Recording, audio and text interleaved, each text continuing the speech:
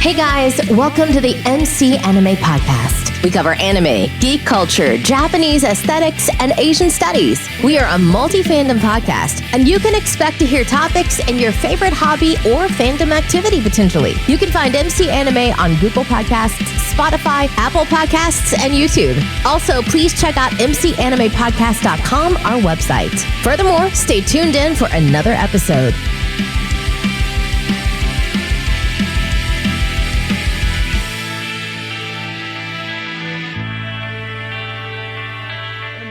MC Anime Podcast. Welcome to another episode. Today we have a special guest. How are you doing today?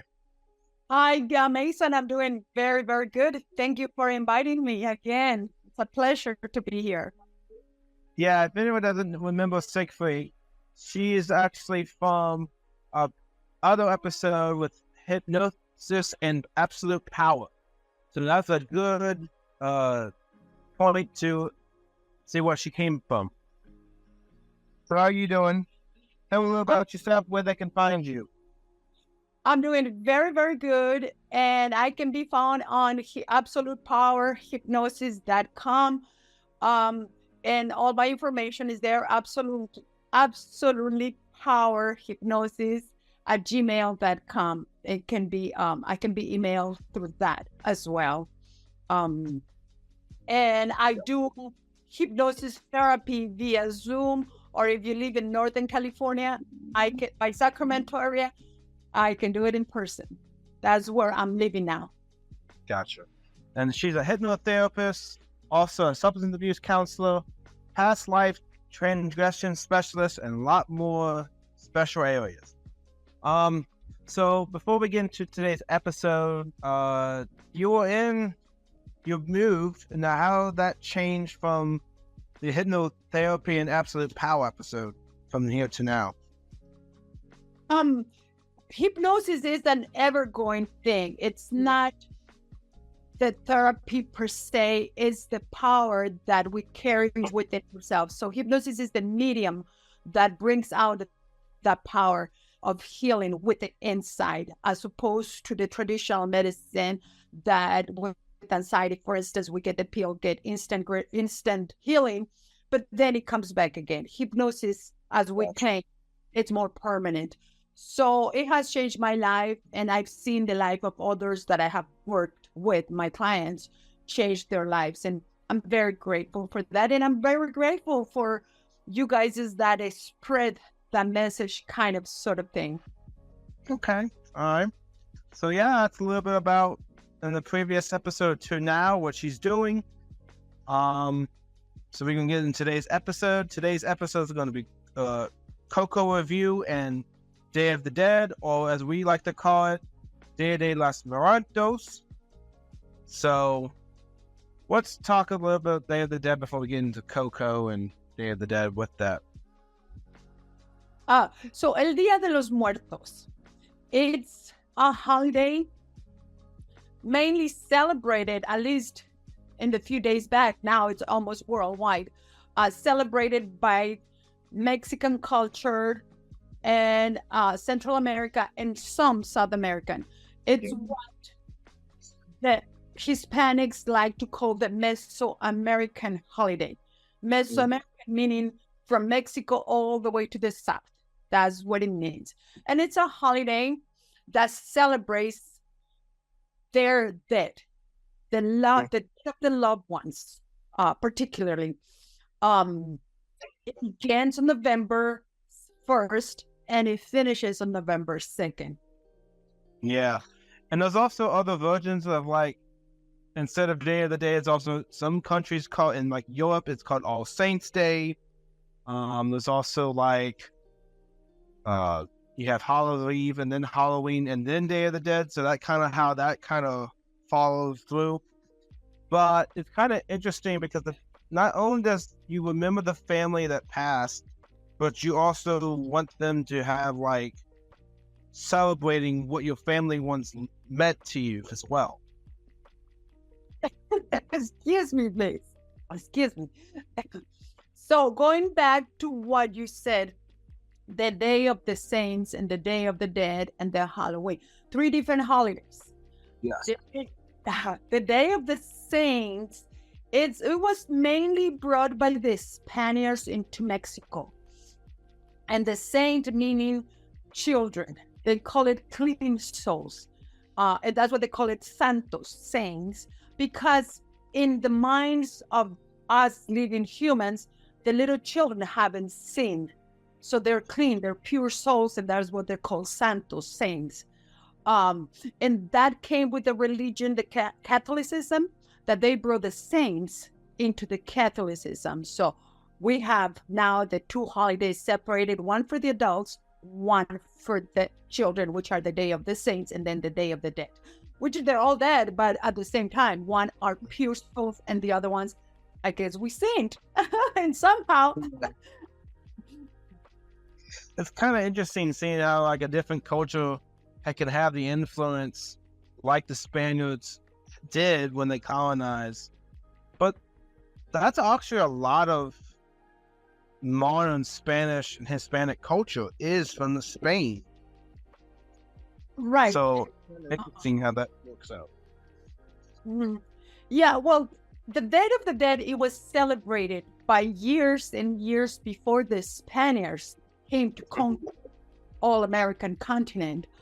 And the main celebration was because they believed, just like the Egyptians believed, that the dead had a journey to go through. It was a 4-year journey that they needed all these elements to go through their journey.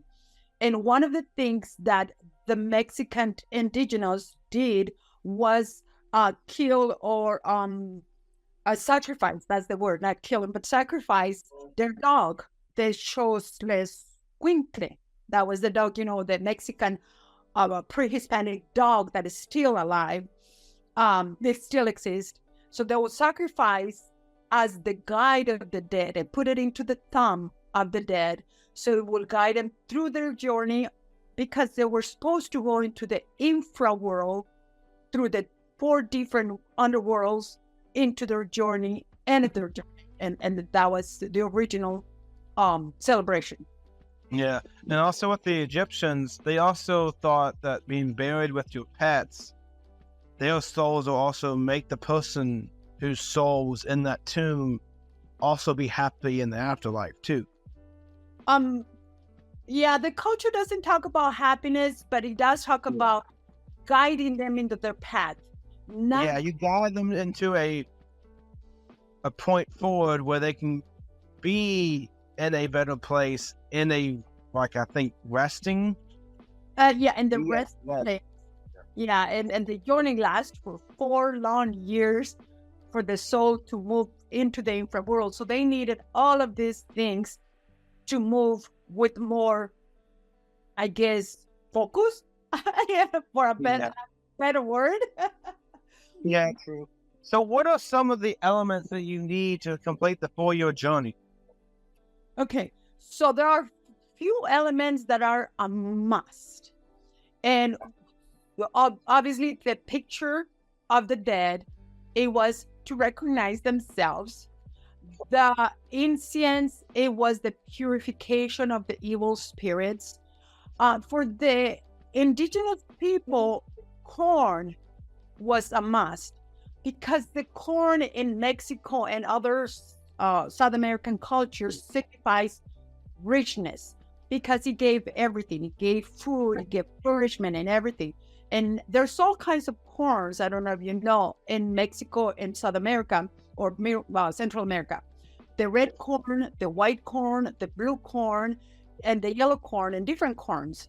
And each corn, the whole thing of corn, the whole husk, it represented different angles, like the north, the south, the east, and the west. And so that way it guided the dead into a path. They wouldn't get lost, because they knew which way they were to go. So that was the corn. Then the very prominent that we see everywhere, beautiful marigold flowers with a very strong scented odor. That's also a purification element, an element that guides the dead. And it's also, because of its color, it means joy. happiness. And that was what you were saying, that their journey is to be happy, joyous. The incense was brought by the church, and also it means purification. When I don't know if you've ever been in a Catholic church and mass, they go with the incense, and that's for purification purposes as well. Okay. So with those elements fulfilled, the must-have elements that would happen after the 4 years, they become in the resting place. What is exactly the resting place in Spanish culture specifically? Well, there are 4 infraworlds, so everyone needs to get to one place. Okay. Gotcha. Yeah, so the one place is where the young souls that were unborn, like where they died before in the mother's womb or as babies, they all go to the first sector, almost like Dante's Inferno's novel, that they have different places to go, right? The second one was the adolescents and other people, and it has also the people who worked on the fields, the people who died in the ocean. So they have different ones. And then the third one is for the adults. And there is a special place for the elders that have all this knowledge, and they were to go to the sub-center world of the fourth one. So they have 4th world. So I guess they take different journeys, different paths. And with the different journeys that are on the different levels, what do you think is maybe the place that has the most to offer in that level? Oh, that would be more studying, the more awful. And again, I will say, I'm going by what I studied a long time ago. Yeah.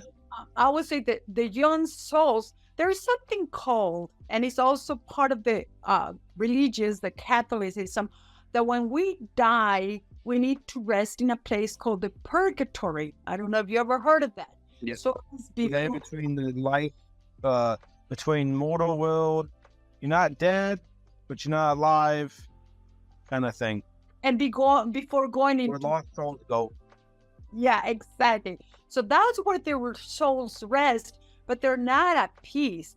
So when we do, or people who believe in this Dia de los Muertos, they do all these ofrendas and offers and singing and all of that. We're helping the dead move through that purgatory stage or place, or whatever we want to call it, move through and get to their final destination, resting destination. All right. And what are some of the that's the elements of what the resting place should look like? What are some like the basic customs, like the celebration itself? Well, when we humans alive celebrate, we dressed as skeletons. The Catrinas are very popular. The skulls, that the paint has a meaning too. The purpose of the paint is, again, to help the dead, the souls, move through the purgatory. The water, it means the energy that the souls need to nourish that thirst, to quench that thirst. So everything has a meaning.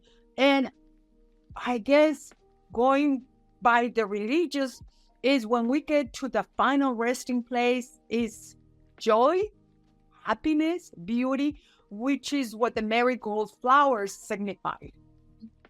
Okay.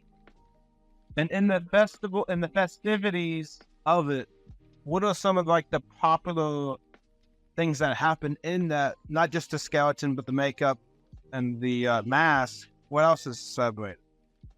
Well, people eat, it's a human alive celebration, I would say, because they bring, like in Mexico, their dances, the parades, the mariachi, eating all kinds of food. Well, the main thing, it should be the food that the dead like. So if they like mole, for sake of saying something, or carne asada, that's the food that we will eat in that celebration. Mm-hmm. Oh, okay. So you specifically would eat a meal to reflect those who wish that type of meal to get like a closeness to them, kind of, sort of. Right. We're celebrating their memory and eating what they like, drinking what they like. So if they like tequila, tequila is part of that festivity. Oh, okay. Your friend that they offered, it would be there. Yeah. And with the ofrenda setup, how many different tiers can the ofrenda have? Again, it depends on the place and it depends on where it is. And there are different meanings for different things.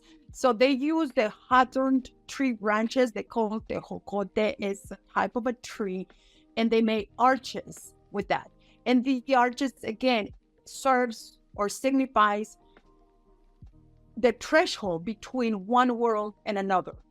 Is the guidance, because we believe, or people believe, that the dead are coming back in that day to visit people that are alive. So they need a portal to say something, that threshold. And that arch is part of that. The colorful, the papel cortado, the perforated paper, it also signifies that through those holes, the souls are coming through. And with joy and happy energy, because the colors purple, orange means happiness and is a happy energy. And at these Dia de los Muertos celebrations, has there been cases where they may have interacted with the past loved ones that you know of? Like personal cases? I don't adhere to that belief, but there are a lot of people who says they feel them and that they have that kind of sort of connection. And a lot of people that really are attuned to that. And the candles also, it's bringing them, it's calling them, the light of the candle. So when they do that, they start praying for their soul, or praying to come back, or praying to help them, because those who adhere to that believe that somehow our dead have some kind of connection with God, some connection, so they can bring us favors, they can do favors or advocate for us. So I don't adhere to that, but I have heard a lot of stories. Again, can be true, cannot be true. The mind is very powerful. I'm a hero therapist. I believe in the power of the mind. If you want to see the ghost is going to show up to you. Yeah, isn't there like a condition where you actually, like a disorder where you actually see ghosts specifically, like? And again, it is a condition, and there is a gland in the mind that it expands and we can see more. And it also has to do with the imagination, so much imagination, which is very powerful. And it has to do with customs and beliefs also. And also family members being very close to you can manifest these visions, these imagination of the brain to maybe make it look like they might be there as well. So with that being said, how does people navigate Day of the Dead knowing that their family is trying to visit them to pass on? The main thing is putting candles and incense in the house as well, or in the altar, in the ofrenda that is being placed on that. And the ofrenda, or the offering, the altar, is where the dead is to come, is to find their family. And all of those different icons, the bread, the cross, the salt, the water, all of that, they're items to guide them, to guide the souls, the dead, to come and visit the right person, not to make a mistake and go to the neighbors, but to the right person. Oh, okay. So having a combination of those items will be essential to guide them to that household, to that specific ofrenda. Right. Okay. Right. And the main thing that ofrenda needs is the candles, the salt, the cross, the different flowers to represent it. Incense, yes. And the picture, obviously, because they need to come Okay. to the right house. Yeah. So la foto es de conexión to the familia. You're trying to say the connection with the family? Yes. Yeah. So it is, that's what I'm saying. When they have the right food or the food that they like, and they like the water, and they have the water candles, all the light, that's the essence for the souls to come through, penetrate to the veil of life and death, or one world and another world, and come through that. Mm-hmm.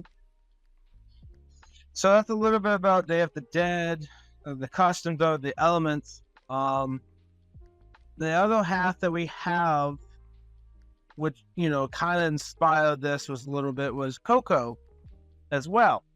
So what does CoCo do in the movie that compares to Day of the Dead or Dia de los Muertos? And again, we have to think that CoCo was a Hollywood movie made with more dramatism, and it was very humorous. The way it was made, kind of a Disney where you get your ticket, you pass through, or that. But one of the things that the Mexican indigenous culture, and we still believe, is that by keeping the memory of our dead alive, they are still here with us.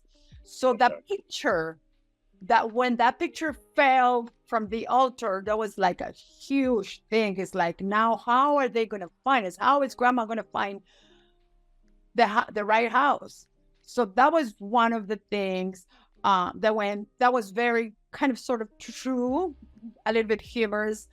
The fact that the altar had to be there, otherwise the person will start disappearing, but not disappearing per se, but the memory. Nobody remembers the person. So it's keeping alive what we have inside and not forgetting or forsaking those who pass. Okay. Element. And then, my friend, can you also have ones that passed years ago, after the 4-year threshold, as well? Yes. It's the dead throughout life. So if my grandma died 10 years ago, I can put an offrenda that with water, and we give them the right to come back or not, because in their journey they might not come back here. They might want to stay out there. So that's part of the belief that was passed on from generations to generations. And in CoCo specifically, the family that we have is the shoemakers. All the different ones that had passed generation to make shoes, they pass it to their daughter, their husband, so on and so on. But in that tradition of shoemaking, how real is that to pass generation to generation of a job like that? Especially if it's a business, it's a trade that in Mexico and some Hispanic cultures, they said, I'm leaving a livelihood to my family, and livelihood is the business that they are to work on. So if there were the shoemakers, there will continue to be shoemakers, because it's going to bring business money to the entire family, not one person per se. And so it's almost like in any other society. If we have doctors, probably there are going to be doctors in the family that comes, because I guess it comes in the genes, or engineers, or teachers, or whatever profession comes, whether it's by learning, because that's what hypnosis believes, that we learn by observation and repetition, observing, or by working on the family business. Gotcha. So obviously, made it more dramatic. In comparison.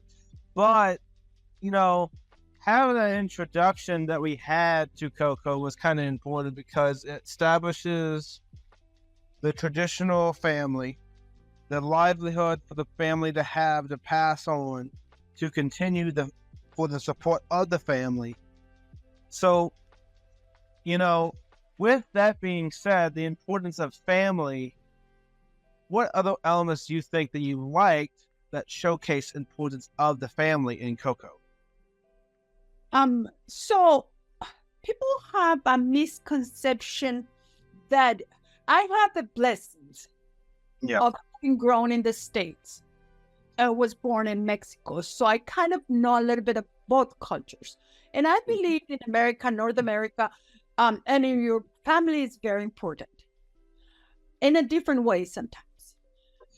Hispanics, they get all together. The more the merrier, right? And grandma takes part, aunties, cousins, everybody takes part of, if they're going to do tamales or whatever, they all take part of that.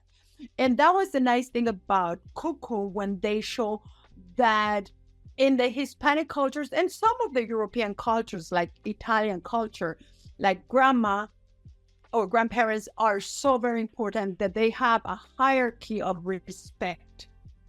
And even little children, grandma has to, or grandpa, grandma have to be served first, and then the rest of the family. So that part was shown very clearly in the movie. Oh, okay. And it's interesting how we also get into the potential conflict of music.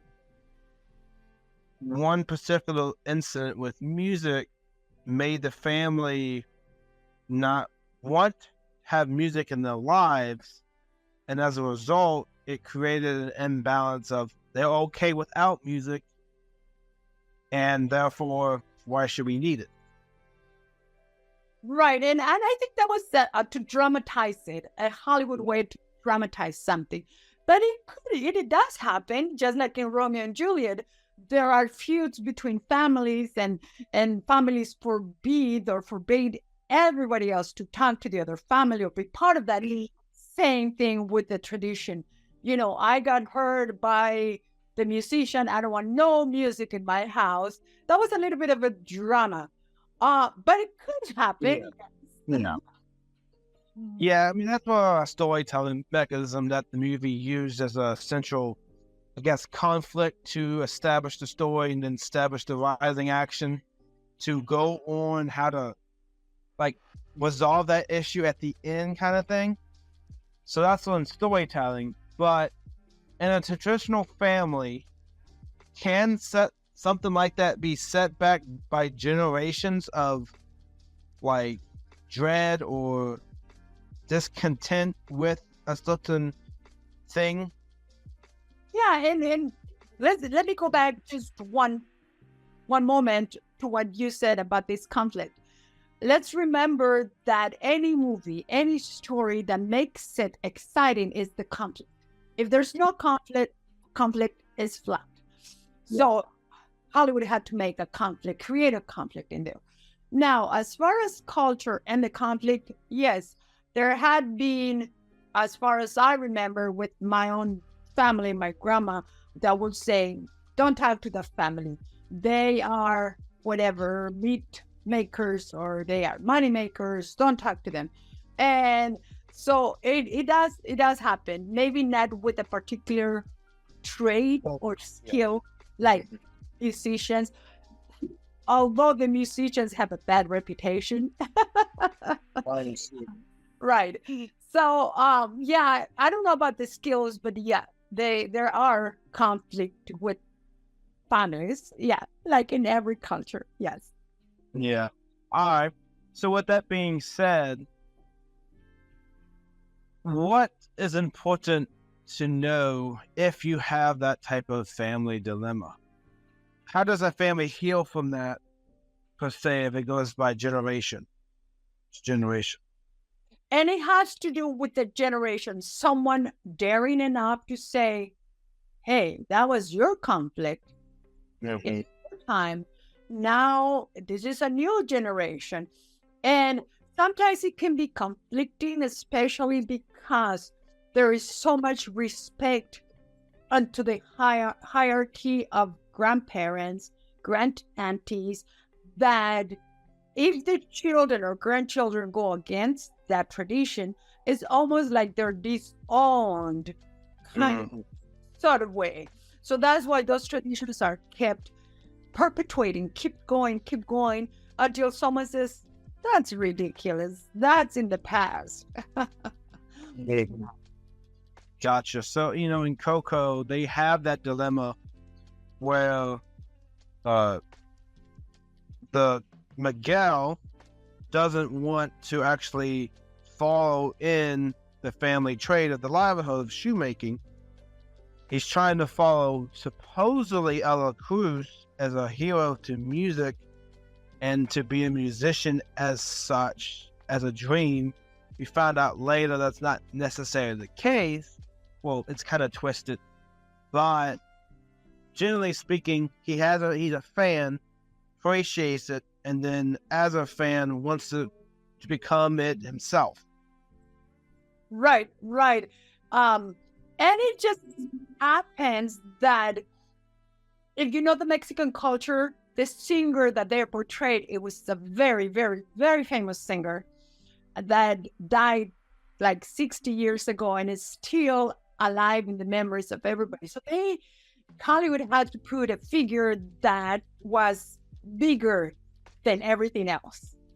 And that is like loving Elvis Presley, right? So they have to put a figure where the conflict is against family and that figure, that love for that musician, that music. And that's how Hollywood made it big. Rarely happens in real life. It could. Yeah.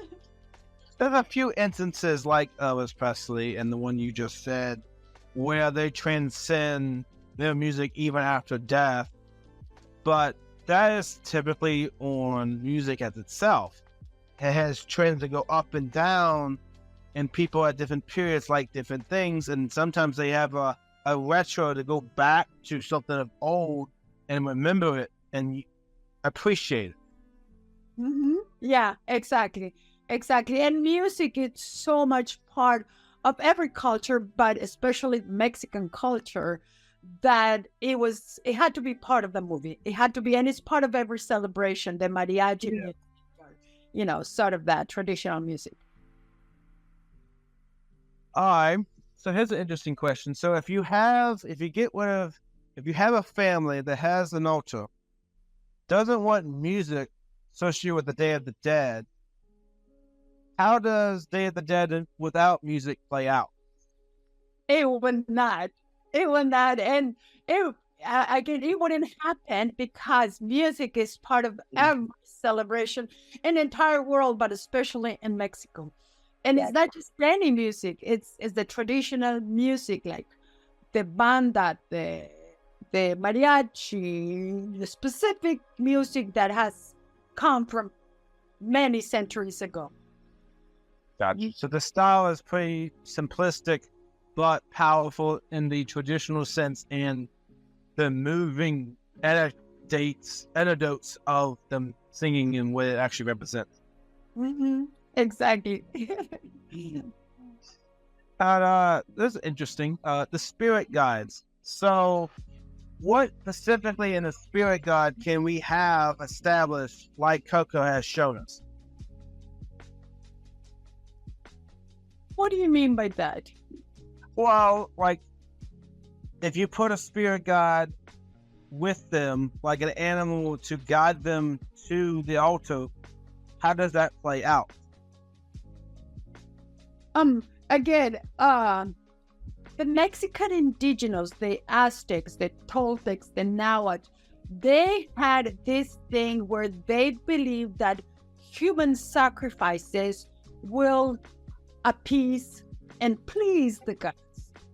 And a vivid example is when the Aztecs would take out the heart of what usually was man, or it was, they call it doncella. That means a woman who have never had sex, call it pure. They would take out their hearts and burn it and give it to God, whatever God they believed in. And then that would bring rain and bring all the cultivation, the corn and eating things to eat. So the same thing happened. They brought that into this day, the Day of the Dead, and they would bring the guide dog, which is, I have a hard time pronouncing this name, Xoloitzcuintli. Xoloitzcuintli is the original Aztec dog with no hair, and that was the guide. Okay. Yeah, does it make sense? Yeah. Okay, so that's why. Okay, so it's very simplistic in representing the culture where it came from and actually having a representation in the movie. Right. Okay, that's interesting. I didn't know that. Did you like visually recognize it, or do you like had to look at it and for a second, say the origin? Of the dog, yeah.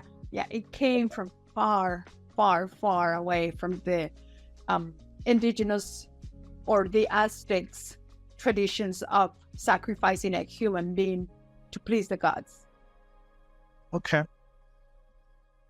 In your definition of what CoCo represents, what is your like one of the parts that speaks highly to the movie and what you like about it? Well, I like the fact that they make this holiday more globalized and get it to know that and for people to know the culture, the levels of respect that even someone has passed, we still have them dear in the heart. And for lack of a better term, we don't let them go because we want to keep them alive, that they were part in the past of our lives, living lives, and they still are. In telling the children, especially the young minds, because now the world moves so fast with technology, with television, everything that is happening, so they can understand that we come from a tradition of humanity, and that's what it is. That's my interpretation, and that's what I liked about the movie, even though it was a money-making movie, but it doesn't matter. It makes all of us, put us into a more being together kind of sort of thing. Yeah, I also like how the movie is really vibrant.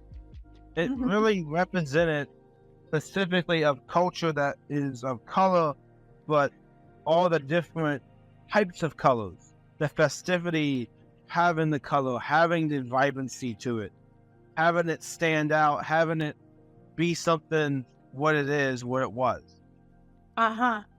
Yes.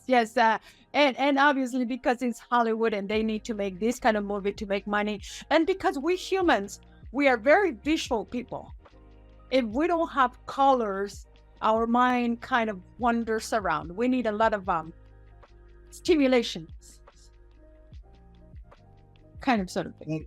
Okay, so the festivities of the Day of the Dead kind of give you like that color, that stimulation in provoking the brain signal to enjoy yourself, to go about it in a way to just let it go.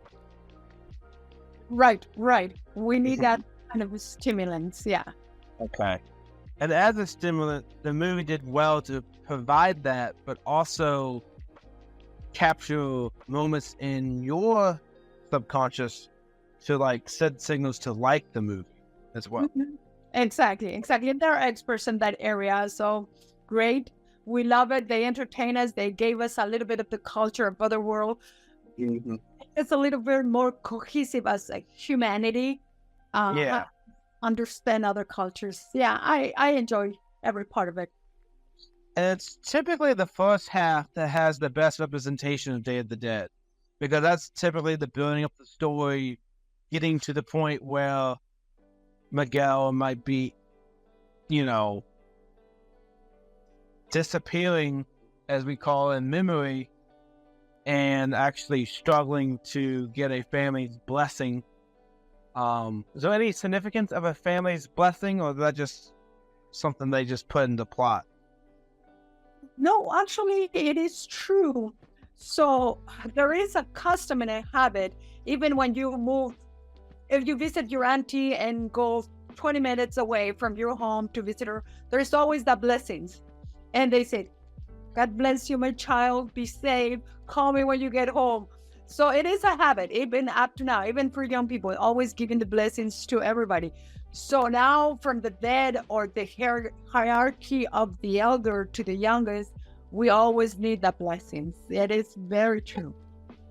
So there is like a connection to the blessing, not necessarily from the blessing of the souls and the elements of Day of the Dead, but in the family living It's kind of blessing. living, yes. And And I'm not sure, I haven't researched that part, if it's part of the Catholicism that was brought to Mexico from the Spaniards or it was from the indigenous, but that blessing thing, it's always part of it. And it's kind of similar marriage. You need that. You need your family's blessing to accept this one into the family, kind of thing. Kind of sort of thing, yeah. More in a more general scales. Yeah, we have that blessings all the time. Yeah. Mm-hmm.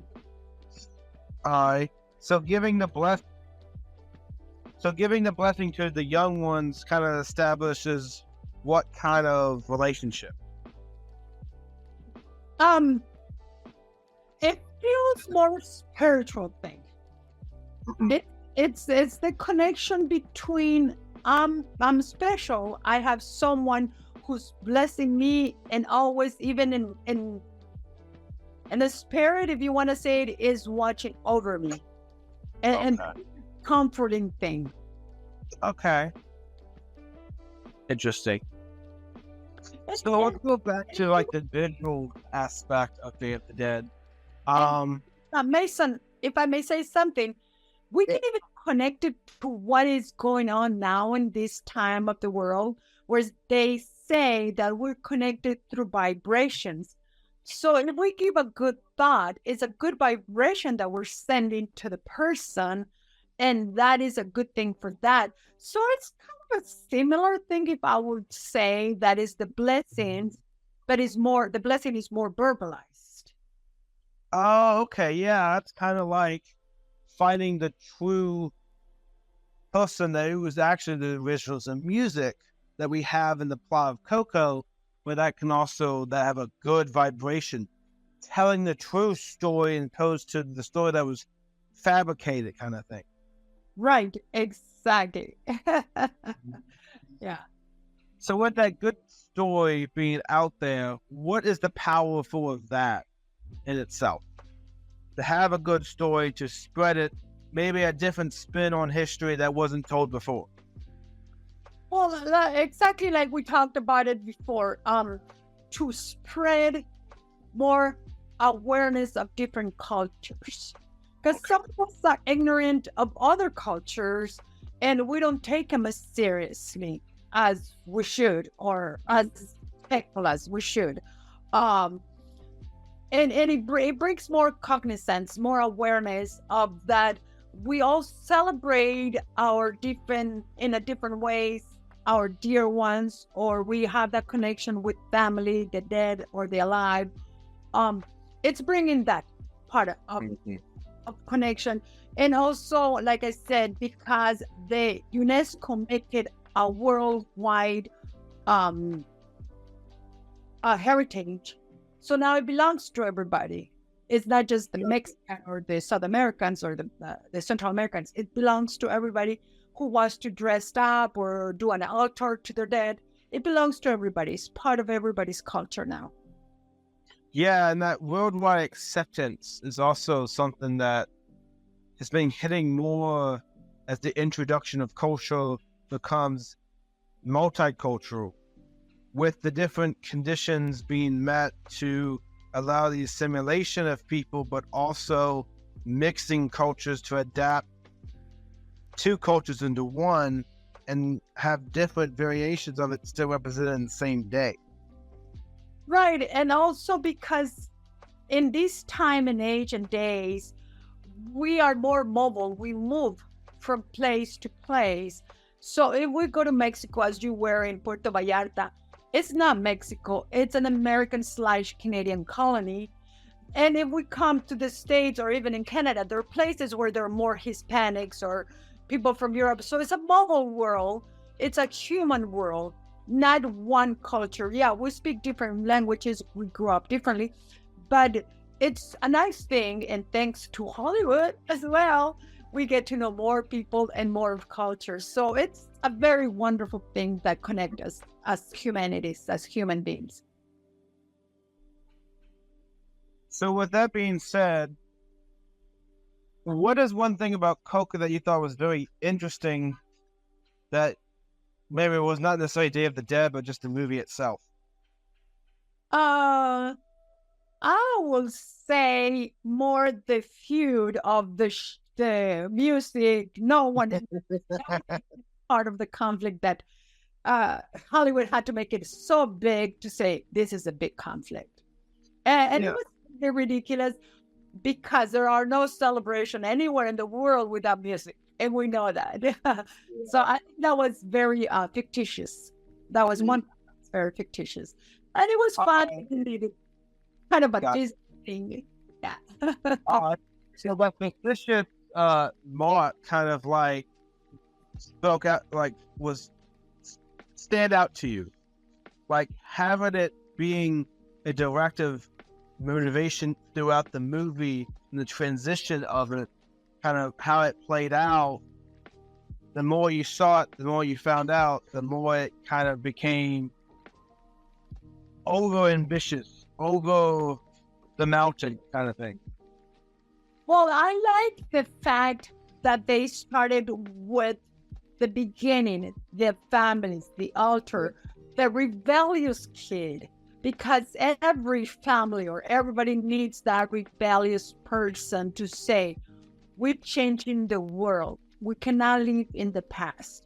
And that was so marvelous to say, okay, there's always that kind of, not, we can say the hero, because heroes are always rebellious people that rebel against tradition. They rebel against whatever is coming.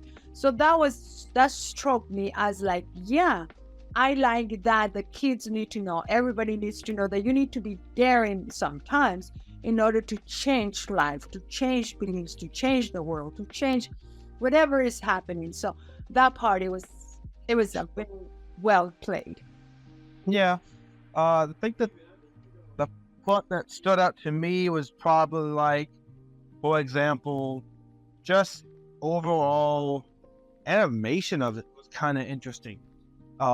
It's kind of something that, like, you could have had that live action, but having it in animation itself was more the magical part. Yeah. It was for little ones and for big ones. There all kinds of minds. Yeah. Yeah, I really enjoyed that. Everything in the movie. Yeah. And there's also probably things of fantasy that you can't really limited in a live action setting, but you can do in an animation setting and achieve the imagination aspect, the seeing what it looked like kind of scenario, what it will be if someone were to disappear on the other side, what their family trying to be in the four elements, trying to, get to the afterlife, the resting, what did they symbolize and what they have to offer, and motivation of crossing over kind of thing too. Right. And it was like two different worlds, the living world and the dead world, and both with their own dramas.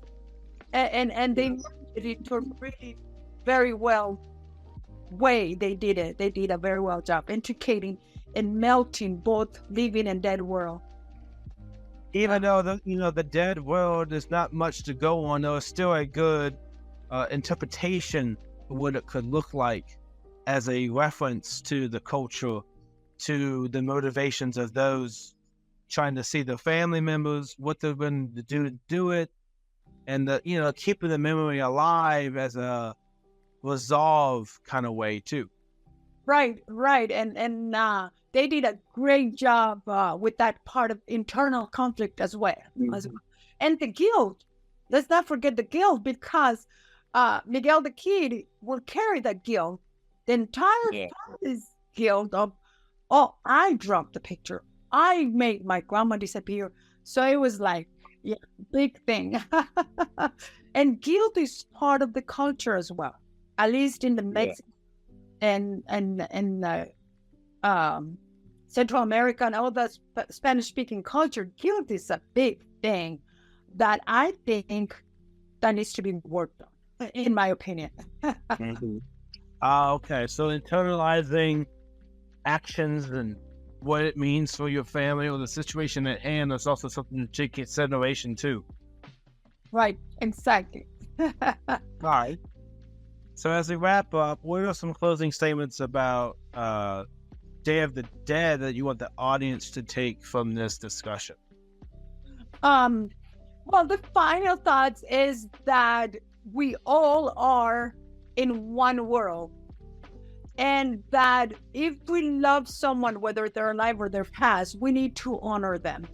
We need to make the moment time to honor that person that we loved, whether it's family or friends, and even if they already passed, have that moment, whether it's in a prayer, putting a candle, whatever it is you believe. I think that that was part of the message, to say we come from somewhere, and that somewhere has our heritage, and it's our great grandparents that we still carry in the genes or in our blood. So I think that is a message that I would like to people to remember, that we are humans and we need to honor those ancestors of ours, because we still carry them within us, whether we want it or not.